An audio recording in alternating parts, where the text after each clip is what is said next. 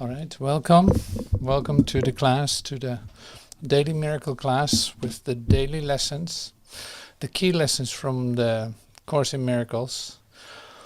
So today I want to start with a prayer 275 from the workbook, and it is an healing prayer. Yeah. Okay, so I'm going to read that to you as a start, as a meditation or contemplation. So we already got into, by listening to the music, into say an attitude of listening, of, oh yeah, wait a minute, yeah, what, we do something else here. Quieting down, listening. Oh yeah, here's light, here's love. Here is another participant that wants to join too.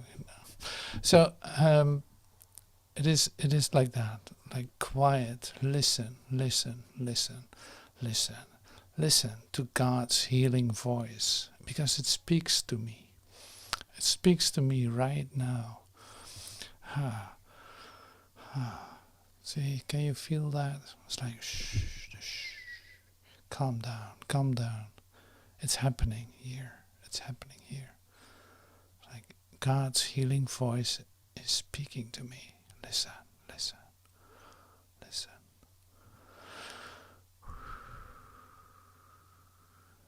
So, calm down.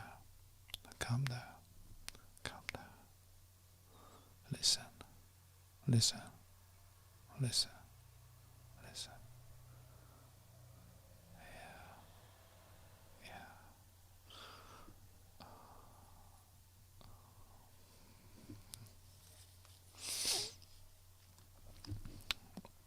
God's healing voice protects all things today.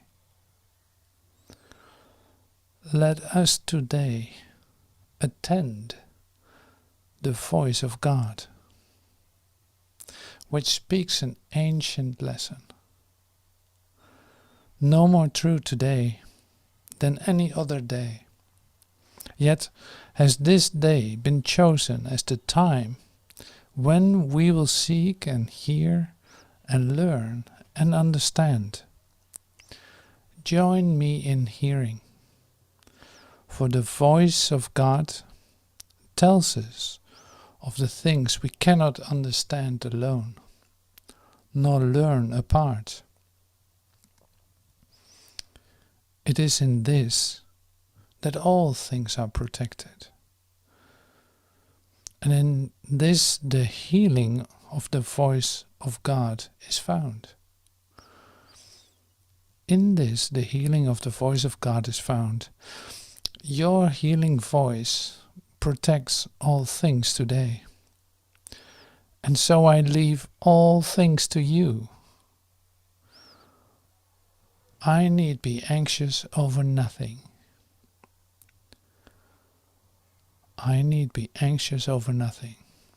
For your voice will tell me what to do,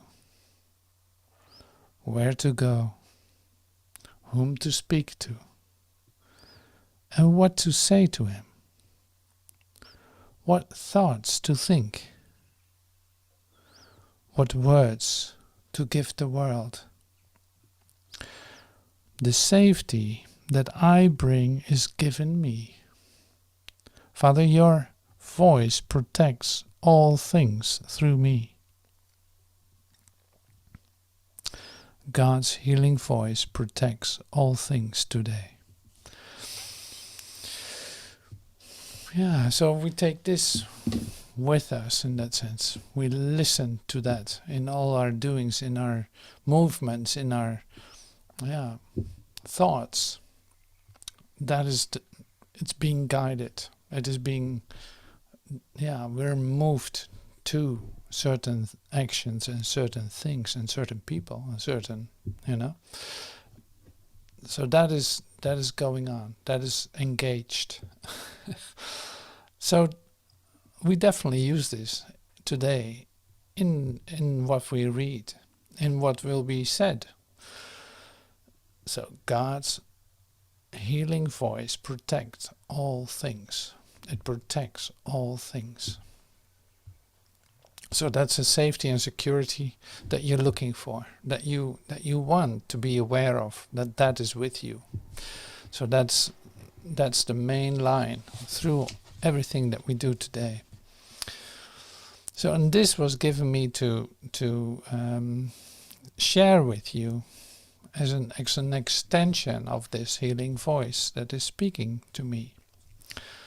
And so the key lesson that we do today, that we use today, I'm only using a couple of paragraphs of it, but it will hold that what is possible, so to speak, what is given us. And the lesson is, when I'm healed, I'm not healed alone. So in listening to this healing voice, and by opening up to receive that for myself, the thing that happens is that it radiates throughout the universe. It is not just you receive this for yourself. Yes, you do. And the whole universe is included in that at the same time. So you never know how that works. And it is not necessary to know how it works either. But certainly, when you receive this, and we will read this too, when you receive this for yourself, you're not receiving it for yourself alone. So, and that is not like, when I hear it myself say, it is like, no, that doesn't mean what you think it means, or it doesn't mean how you can hear this as, okay, so I have to receive it for myself, then somebody else will have the benefit of it too. Like, not even that. No, it is more like, if I allow myself to be, say, affected by it, and say, touched by it, your brothers will join in the pleasure, the happiness that brings. So if you allow that healing to occur to you, oh my God, you heal everyone around you with your smile, and everyone smiles back at you in that sense. It's like, yes, oh great, it's lovely, you receive this for yourself. I can feel your communication, your openness, your receptiveness. You can feel that. When somebody receives that, you can feel that. It is automatic. It's like, yes, this is how we know each other. So that is also here in the lesson when we share that. So it's continuously not about the words. It's not about doing these lessons. No, it's about receiving that happiness for you. Receiving that happiness in whatever way it can come to you. It can be by reading this lesson. It can be by you sitting quiet and allowing something to happen to you. Maybe a little bit more open than ever before. Receiving just, say, a flash of light, of a moment of communication for yourself. However that comes to you, it is not like that you have to do this, or you have to do that, or you have to feel a click, or you have to. No, this is coming to you in your way, and it's about your experience of it. When I'm healed, I'm not healed alone. So this is on page, from the Urtext, page 357. Lesson 137. When I'm healed, I'm not healed alone. And this lesson came in the Miracle Healer's Handbook, as we did it, say, some time ago in the Miracle Work. We went through the Miracle Healer's Handbook, and one of the main lessons in there is, when I'm healed, I'm not healed alone. So today we're actually in the middle of a healing circle. We're actually joining our minds for healing. And that's what's happening. And you can feel that. Like, you can feel that's a necessity in this instant. I can feel that, absolutely. And you can feel that. So this is the time appointed to receive that healing for yourself. Today's idea, when I'm healed, I'm not healed alone, remains the central thought on which salvation rests. For healing is the opposite of all the world's ideas which dwell on sickness and on separate states. Sickness is a retreat from others, a shutting off of joining. It becomes a door that closes on a separate self and keeps it isolated and alone. See, this is interesting. So it starts with the first sentence. Today's idea remains the central thought on which salvation rests. So we said the other day, salvation, the part that has to do with salvation is always connected to perception. Perception is literally the only thing that needs forgiveness and salvation. So it brings you to the door of heaven. You know, this is how we said it the other day too. It's like perception, using your senses, mesmerism, however you want to call it, the illusion, the dream, forgiveness of it, what you think that you see your brother do has actually not occurred, is actually already over. Your perception is already over, and you don't understand that right away, but you can accept it right away. And so that makes it clear to you that salvation has to do with everything up to the gate of heaven, up to the door to heaven. Because when you recognize your oneness with your brother, you see that your perception was useless in terms of you actually use your perception to distinguish, to compare and to compete. And all this is what we do with, I have a bigger car than you, my house is bigger, yeah, you know, who knows what you perceive. Fill in the blanks for yourself. It's like, so it's always a comparison, an analysis, comparison, competition. This has all to do with perceiving contrast, perceiving duality, perceiving polarity. And so all that is the games we play on this earth, so to speak, to make ourselves to something that we're not. But say it takes a moment for you to lay down your toys of doing that. So that's what we call salvation. Salvation is in fact putting away your toys and not using perception to use against your brother, really, or to attack yourself or God. It's like, well, see, I'm not going to give examples of that. You know this, and if you don't know, then think about it.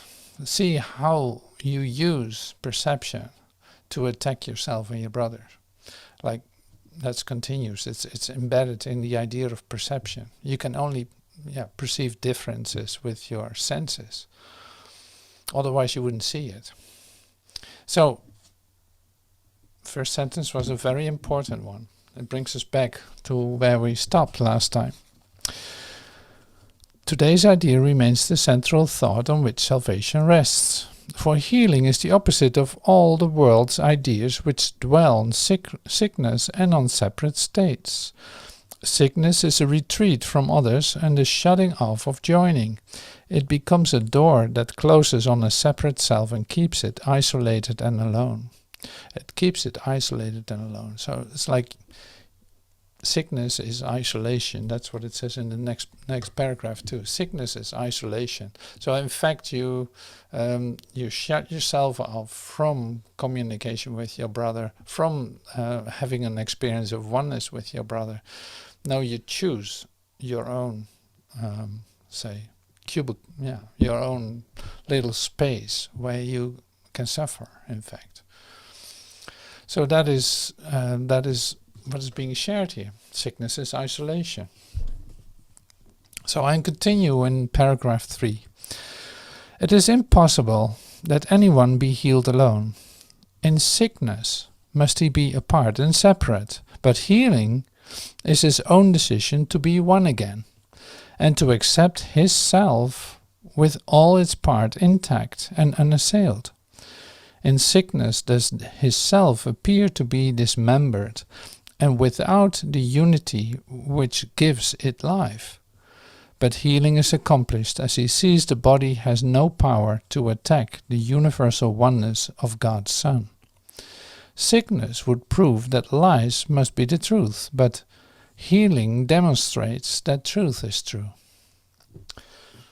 And see, that is that's an interesting part to look at, because it is like the experience of healing can then be said as a moment of joining. It's like, in fact, you let go of your defenses. You see in the other lesson that we have, is sickness is a defense against the truth. So it's like you actively are defending yourself, trying to keep up with separating yourself off from what is. And so by letting the walls cave in, and by letting your world fall apart, coming to the place where you are not defending yourself anymore, you see that you melt into an experience of connectedness.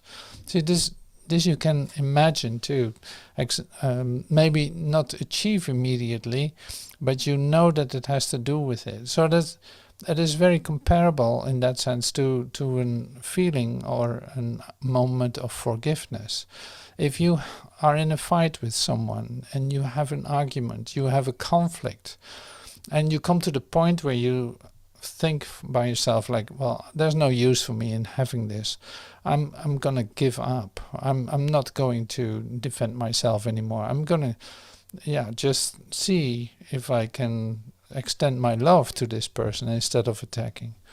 And then you see, which is like a miraculous occurrence, in fact, because suddenly you can be open to receive the communication with your brother. See, and this is the same with sickness. If you want to compare it, I use comparison now, like as one of the characteristics of separation. Isn't that interesting? But I use it in a way of like comparing that it's actually, say, a very much the same experience. You defend yourself no more. You let your defenses fall apart, and suddenly you are in an experience of connectedness. You feel the warmth again. You feel your heart opening up again. Like, oh, what was I thinking? What was I doing? What was all this for? You know, what did I do to myself?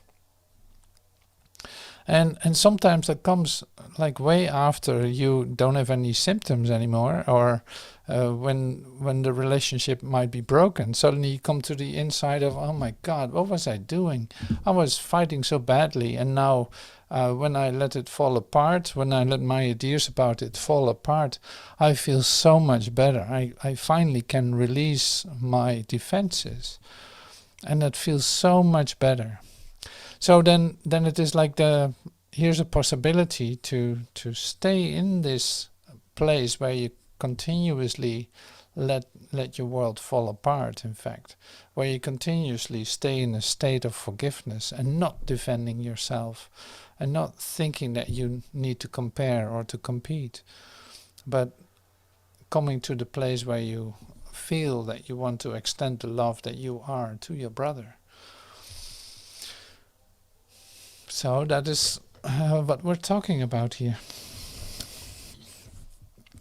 So healing, in paragraph 5, healing might thus be called a counter-dream which cancels out the dream of sickness in the name of truth, but not in truth itself.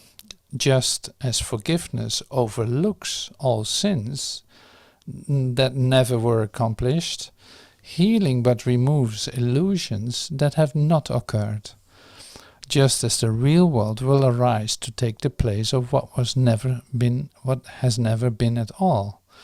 Healing offers restitution for imagined states and false ideas which dreams embroider into pictures of the truth. So I'll read that once more, because that's a delicious sentence.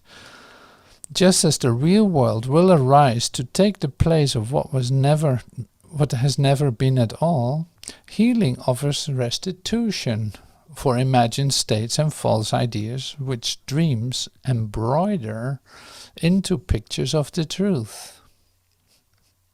See, this is lovely written. Like, it offers restitution. So it's like, in my little scary dream of sickness, of separation, of attacking my brother, or however you want to call it, it's like in the fear for my brother and for myself, for God maybe, in my fear I created literally like a situation, an imagined state in which I had the worst nightmare. You know, it was like a hallucination. It was like a psychosis of separation.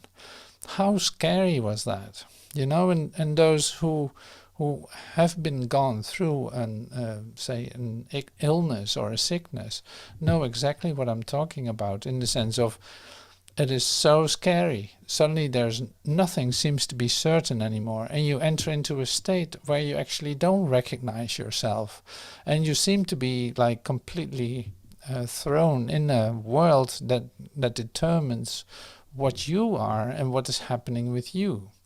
Like, you seem to lose all control over your situation as you know it from before.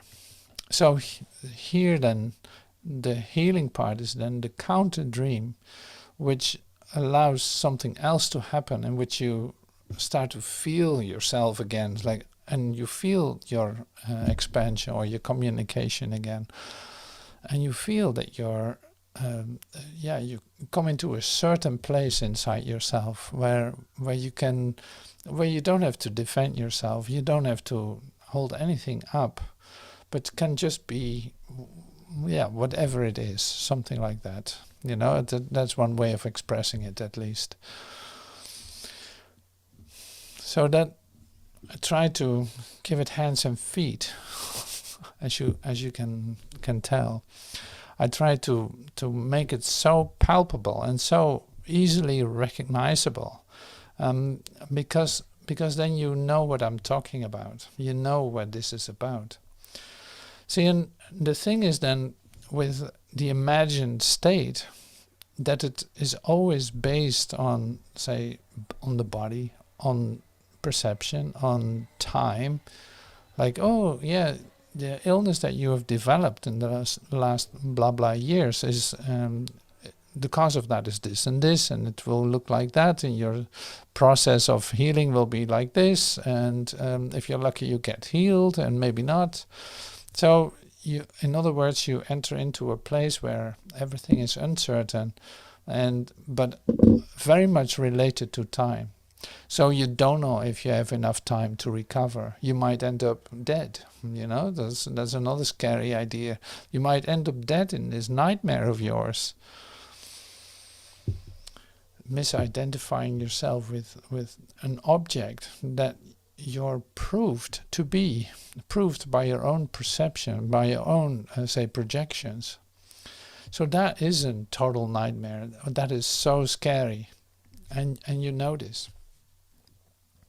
So the counter dream is totally different. Than the counter dream is more like the place where this all calms down, where suddenly you wake up out of your nightmare and say, like, wow, God does not want this of me. You know, God is a giving, loving God.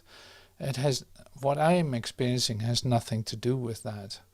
And I want that healing to occur to me. I want that to see that. So, except from this lesson, which we're going to read a little bit more maybe later, I want to make a little jump to chapter 12 in the Urtext, which is actually chapter 13 in the regular Course in Miracles, but it doesn't matter. Okay, so page 134, finding the present. So on paragraph 4, time can release as well as imprison, depending on whose interpretation of it you use. Time can release as well as imprison, depending on whose interpretation of it you use. Past, present and future are not continuous, unless you force continuity on them. Past, present and future are not continuous. There's no link to the past. There's no continuity in time. Unless you force the continuity on it by thinking that it's real. You can perceive them as continuous and make them so for you. But do not be deceived and then believe that this is how it is. For to believe that reality is what you would have it be, according to your belief that reality is what you would have it be, according to your use for it, is delusional. I'll repeat that once more. But do not be deceived, and then believe that this is how it is. For to believe that reality is what you would have it be, according to your use for it, is delusional. You would destroy time's continuity by breaking it into past, present and future for your own purposes. You would destroy time's continuity by breaking it into past, present and future for your own purposes. You would anticipate the future on basis of your past. So these are all the things that we do. It's like you base a future on your past experiences. You say like, well, no, I've learned from the past and I'm not going to do that ever again. So there you have it. How many times have you said that? So this is what you're doing. And you want a different future, but actually you're making your future the same as the past. So even in looking at time, it is the same. Future and past is actually the same. You would anticipate the future on basis of your past experience and plan for it accordingly. And by doing so, you are aligning past and future, and not allowing the miracles which should intervene between them to free you to be born again. Okay, so there's the miracle. So we continue with the next paragraph, and then I'll share something about that. The miracles enables you to see your brother without his past, and so perceive him as born again. His errors are all past, and by perceiving him without them, you are releasing him. And since his past is yours, you share in this release. Let no dark cloud of your past obscure him now, for truth lies only in the present, and you will find it if you seek it there. Okay, so I'm leaving this now for what it is. I'm leaving this now. I'll share something about it. So one of the sentences that I got in touch with today too, I shared this on the WhatsApp group that we have, is this.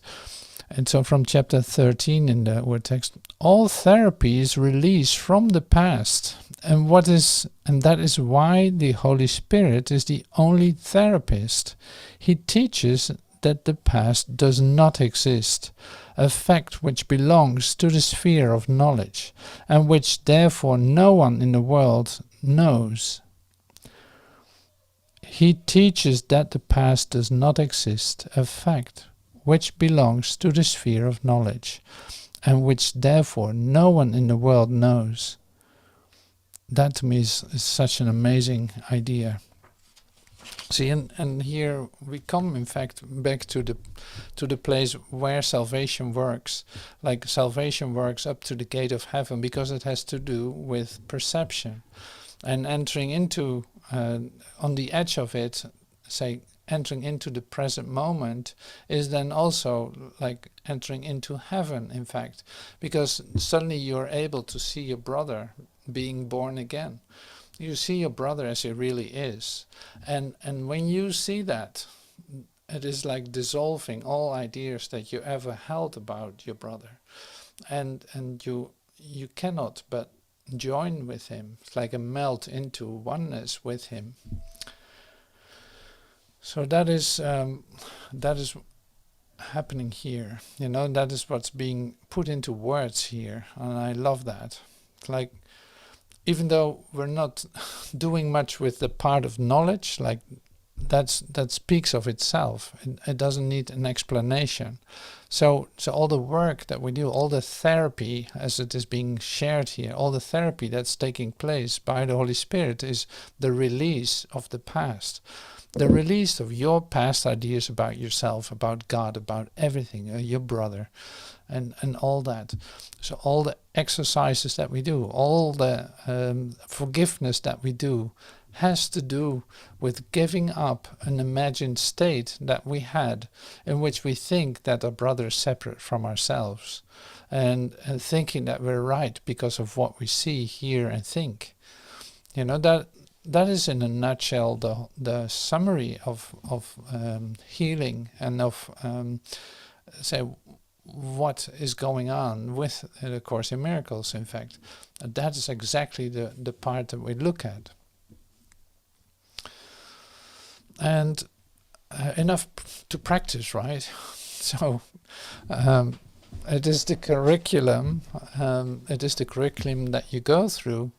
But there's a lot to practice. There's a lot to do. And that's an amazing phenomena, in fact, that you continuously, on a daily basis, have so much material to work with that actually, that you have to forgive your brother, that you still walk around with ideas, projecting it into the future, missing this precious present moment.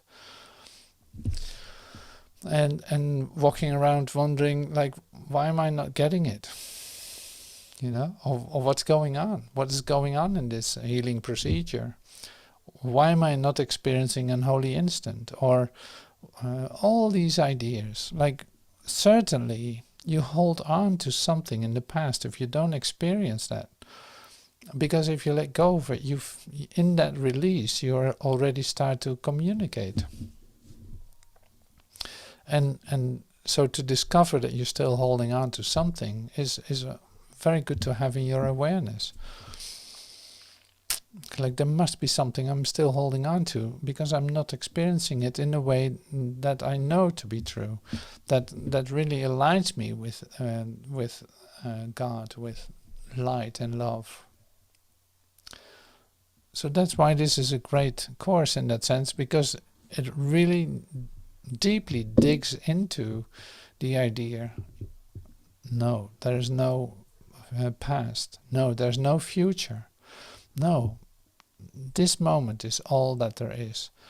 And you can enter into that moment by leaving all your ideas behind, by leaving that for just a moment. The ideas might come up, but you're not going to do anything with them. You're not going to validate them. You're not going to give them any value.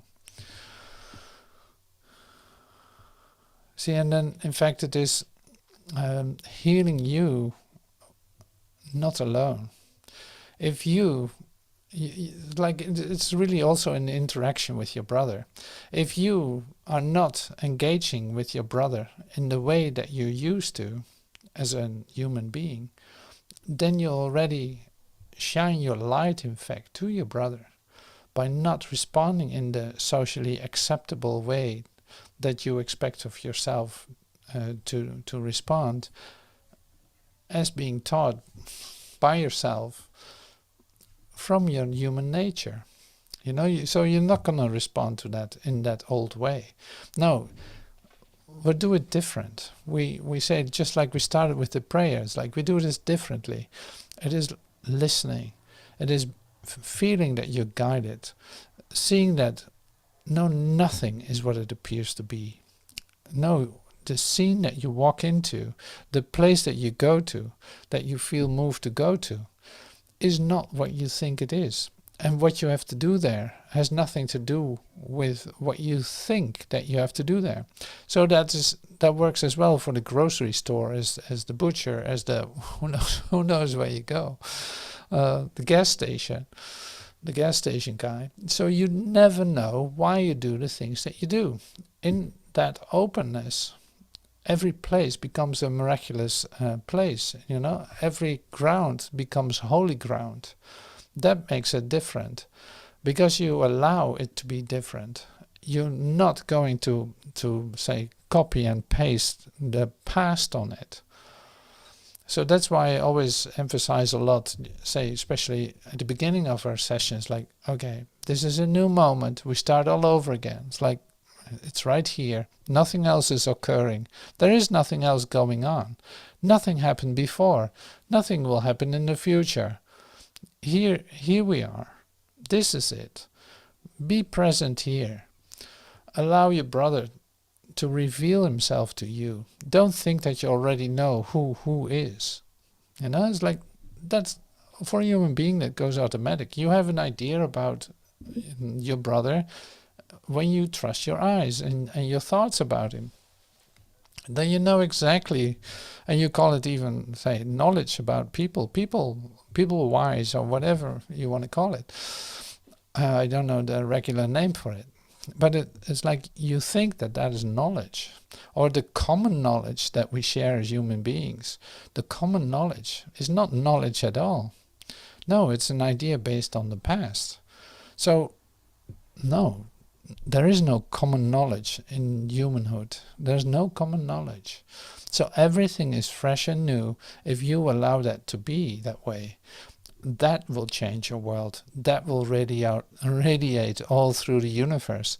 That's where you feel your connectedness, because it literally is connected to the truth and not anything else. It is connected to the truth because the truth is brand new. It's born in each moment. It is in a continuous birth, And you know that. And you actually recognize that when I say that. So that is so great about what is being offered here in the lessons that we do. When I'm healed, I'm not healed alone. No, of course not. Of course not. When you look at it this way, no. Your place in the universe becomes completely different. Suddenly you start to communicate with it instead of thinking you're a separate entity. So that makes everything different. Okay, I said it.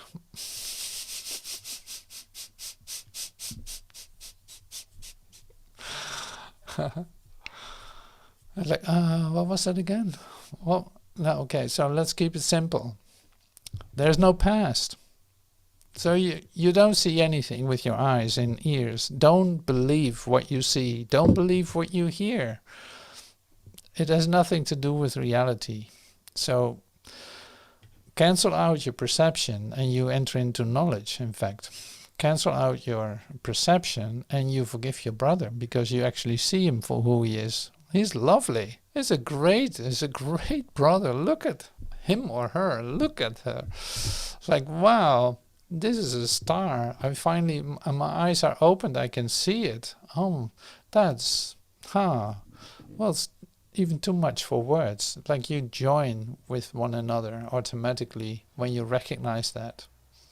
So all the other things that we do in doubting, asking questions, analyzing, ignoring, you name all these things, is in fact not seeing at all, not really wanting to connect with your brother. No, it's really about, that is really holding on to a past idea. So yeah, it's a waste of time in that sense. And so until you see, so you can use time constructively if you want. And that means then, well, if you are aware in just this moment that you're holding on to the past, let it go. That's how you can use time constructively. If you think like, well, this, I really don't like that guy, I really don't want to go there because this and this and this, as soon as you feel that you say that, you actually, you feel like an angel is tapping on your shoulder. It's like, what did you just say? Are you really thinking that that is the reality that's taking place here? Well, you know better. Come on, let's go. Let go of that idea. Like, don't defend yourself with your great opinions. Don't defend yourself with your great ideas. So, hey, then everything changes. Everything changes. So you need fresh, new experiences with that. And that's why we do this course. It's like, yeah, anything that helps to let go of the past and to see my brother as who he really is totally welcome and necessary. You can agree with me on that. It is necessary, absolutely. So thank you for letting me tell you that, and recognizing that with me, and joining with me in the excitement of seeing each other as who we really are, like as taking part in the celebration of the homecoming of all of us. This is what the invitation is. So, welcome home. Thank you so much. And I'm not seeing you soon. I'm seeing you now, or I don't see you at all. Thank you.